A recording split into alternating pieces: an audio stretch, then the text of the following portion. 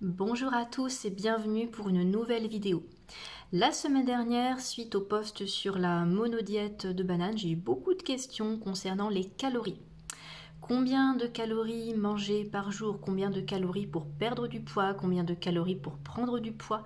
Combien de calories pour se stabiliser? C'est la question que nous abordons aujourd'hui. Alors restez avec nous si le sujet vous intéresse. Avec Edwige, thérapeute en alimentation végétale. N'hésitez pas à vous abonner à ma chaîne YouTube pour ne pas manquer les nouvelles vidéos hebdomadaires. Alors la question des calories est une question qui obsède un petit peu tout le monde. Nous sommes tous très formatés par les médias, par les discours médicaux, par ce qu'on peut lire dans les journaux, entendre à la télévision, ou encore lire sur les emballages des aliments sur lesquels sont indiqués les AJR, les fameux apports journaliers recommandés. Tout ceci, ce sont des repères. Ce sont des repères qui ne sont pas négligés parce qu'ils nous permettent effectivement d'avoir une petite idée de nos besoins énergétiques dans la journée.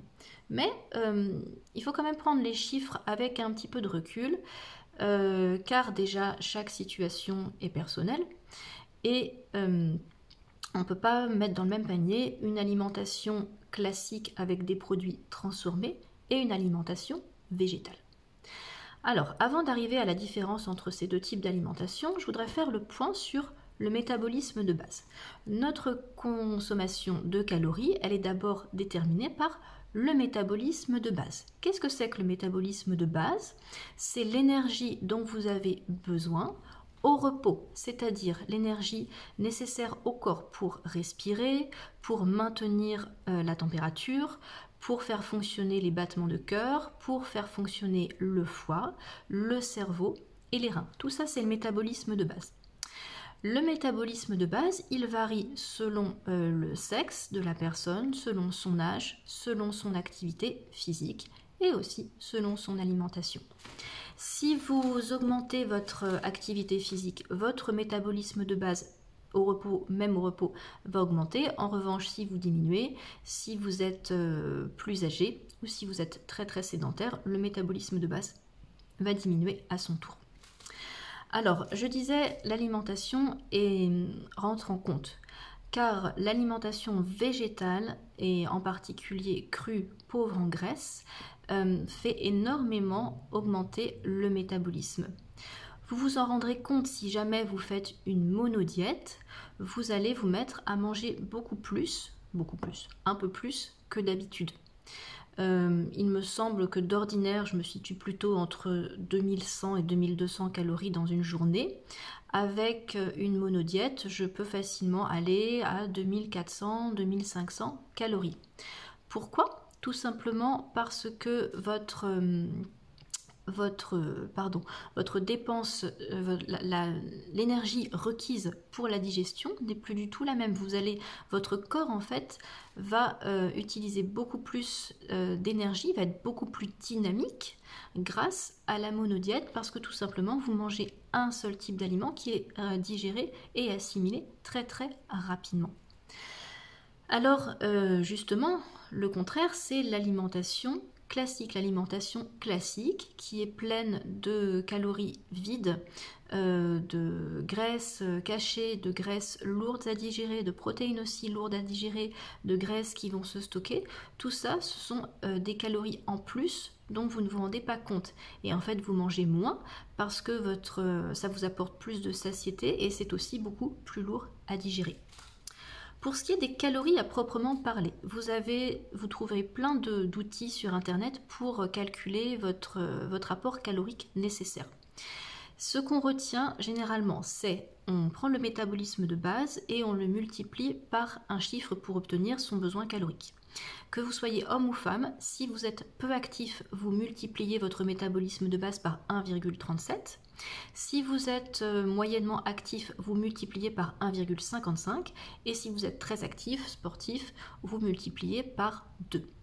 Après, ça va vous donner une indication, voilà, c'est comme je disais au début, c'est un repère, c'est quelque chose qui doit être pris avec beaucoup de recul. Moi, si je suis ces recommandations, on va me dire que j'ai besoin de 1800 calories. Moi, 1800 calories, je ne peux pas tenir. 1800 calories, ça ne me suffit pas. Il me faut facilement 3, 4, 500 calories de plus, sinon j'aurais faim. Et je suis mince, j'aimerais bien prendre un peu plus de poids, mais si je reste à 1800 calories, je vais perdre du poids. Et ce n'est pas ce que je veux. Donc n'ayez vraiment pas peur de manger assez, même de manger plus. À partir du moment où vous consommez des aliments, même cuits vapeur, il n'y a aucun problème. Tant que c'est végétal et très peu gras, il n'y a aucun problème à manger en quantité. Donc si on continue à parler des apports caloriques recommandés, ça vous donne pour la tranche d'âge, je vais prendre la mienne, 31 à 50 ans. Pour les femmes, ça va de... Je reprends les chiffres que j'ai notés, de 1800 calories pour une femme peu active, 2000 si vous êtes un peu plus active et 2250 si vous êtes très active. Et pour les hommes, toujours 31 à 50 ans, ça commence à 2350 calories si vous êtes peu actif, puis 2500 si vous êtes moyennement actif et 2900 si vous êtes très actif. Ce sont vraiment des données générales. Lorsque vous êtes dans l'alimentation végétale et s'il y a beaucoup de cru, vous pouvez facilement ajouter 300 calories. Si vous êtes une femme allaitante, vous pouvez ajouter encore 500 calories parce que votre dépense énergétique et votre fatigue vous font pomper énormément d'énergie. Il faut vraiment faire attention lorsque vous changez d'alimentation, lorsque vous passez à l'alimentation végétale, elle doit être un moyen de vous reconnecter à vos besoins, à votre faim, à votre satiété, mais aussi elle doit vous apprendre à détecter les signaux de votre corps, la moindre fatigue, le manque d'attention, un petit peu d'étourdissement, peut-être des pensées négatives qui vous arrivent. Tout cela, ce sont des signes que votre cerveau est en manque de sucre et qu'il faut lui apporter de bons sucres. C'est aussi ça que l'alimentation végétale doit vous apprendre, c'est à vous nourrir sainement avec des produits extrêmement simples et riches en glucose, car vous le savez, c'est le carburant de toutes nos cellules.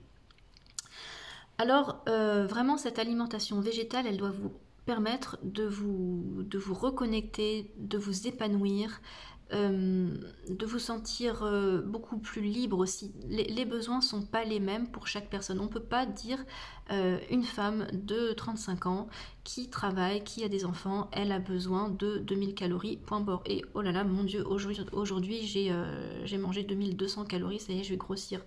Un homme sédentaire de 60 ans, il a besoin de 2500 calories. Non, ça ne fonctionne pas comme cela. En revanche, je vous invite quand même à faire attention.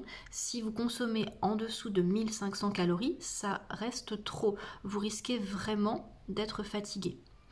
Vous pouvez être fatigué. Parfois aussi, il y a une remarque qui vient de la part de femmes qui se rendent compte qu'elles n'ont plus leurs règles. Très souvent, cela vient d'un manque de nutriments. Les règles s'arrêtent parce que vous manquez de nutriments. Il faut revoir comment densifier, comment étoffer un peu l'alimentation. Ça, c'est vraiment quelque chose d'important aussi.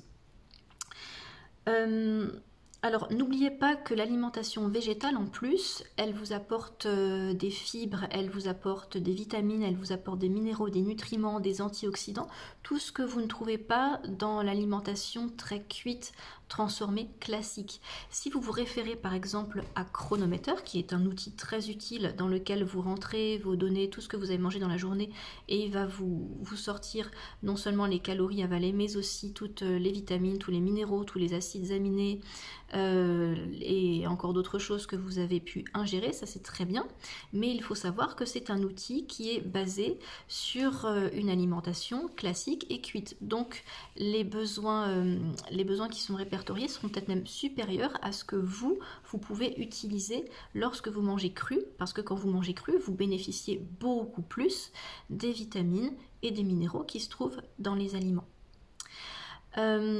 Dernière remarque au sujet de l'apport en calories. Alors, il y a des personnes qui vont faire une journée à 1600, 1700 calories et qui vont se sentir très bien.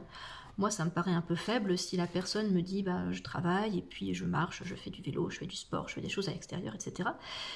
Après, si vous vous sentez bien comme ça, il n'y a pas d'injonction. Là, je répète, il n'y a vraiment pas de dogme. Si vous fonctionnez bien comme ça, si vous ne vous sentez pas fatigué, si vous ne vous sentez pas carencé, si vous n'avez pas de symptômes anormaux qui apparaissent, vous pouvez rester avec ces 1700 calories. En revanche, si vous êtes à 1600 calories et que en plus vous pratiquez le jeûne intermittent, c'est-à-dire vous mangez uniquement à partir de 13h et seulement 2 repas, que vous faites beaucoup de sport et que vous affichez tout le temps en super forme, oui, j'ai la pêche, je suis dynamique, j'ai de l'énergie, là, à mon avis, il y aura surtout de l'adrénaline. Et attention à l'adrénaline, elle vous pompe vos recharges, elle va pomper vos surrénales et à terme vous risquez de vous retrouver dans une situation de fatigue assez critique. Donc juste attention à ces variables, mais mangez suffisamment, mangez régulièrement, ça c'est plus important.